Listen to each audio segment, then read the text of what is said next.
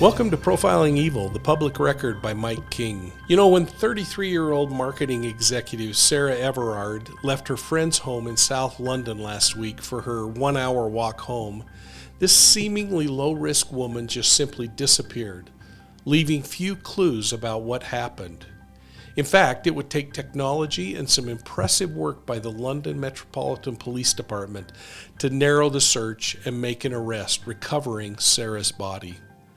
Well, let's open an investigation.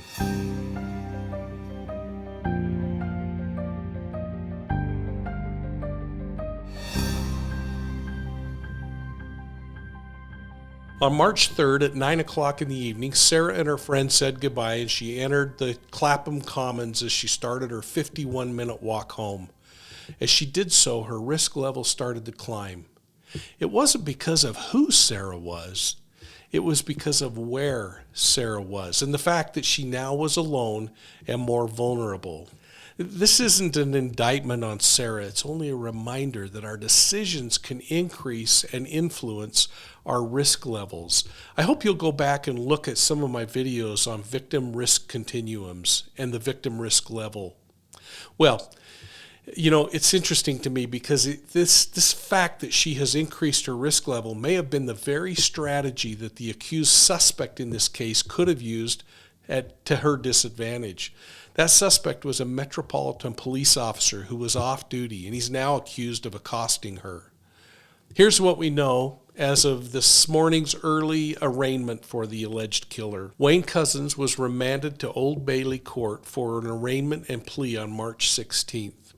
He's charged with kidnapping and murdering Sarah. Couzens may have attempted to hurt himself in police custody because he was taken to a local hospital twice since his arrest a few days ago for head injuries. A mark on his head can be seen in the middle of his forehead during his arraignment this morning and captured in this artist's rendering. It appears self-inflicted to me, perhaps by banging his head against a wall.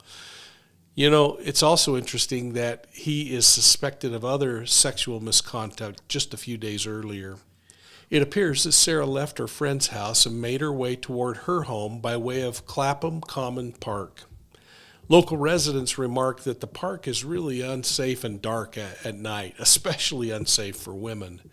There are a number of routes that Sarah could have potentially taken home, but two key pieces of evidence give us more information about how she probably started walking in the direction she probably started to go. One thing that we do know is that her hat was on her head when she was captured on CCTV cameras just south of the park at about 9:30 at night. Now, this is important because her hat was later found within 400 meters of a pond inside the park, again, back to the north where she had just come from. So the question is, did she forget something at her friend's house and was she returning to get it? Or did the offender, after getting custody of her, take her to the park where he committed the assault? Well, what we know for sure is that her body is disposed some 90 kilometers from the park, 56 miles for those of you in the U.S. And what's more disturbing is that she's located between the suspect's home and the place that she was last seen. It's going to be really critical in this case to see the suspect and the victim's phone location records to determine where each person was during all the times in the event. It's also going to be interesting to learn if the suspect has his own vehicle and drives into the city to go to work at the police department, or if he uses public transportation. Regardless, we're all going to be watching this one a lot more closely as information rolls out. So here's a question I have for all of you. And again, while no victim deserves to be assaulted and none of us should feel afraid to go places, are there things that you think Sarah could have done to reduce her own level of risk on that fateful night? Now, here's another question. How do you explain the hat in the park when she had already clearly walked through the park and was south of the park when her photograph was taken by the camera just south of the park at 9:30 at night? She's wearing the hat at that point. How does the hat end up in the park?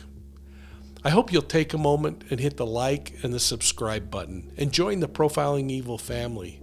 By doing so, you're going to be reminded of updates like this one and others. Get a chance to hear firsthand what my thoughts are on cases all around the world. So thanks for listening, and we'll see you at the next crime scene on Profiling Evil.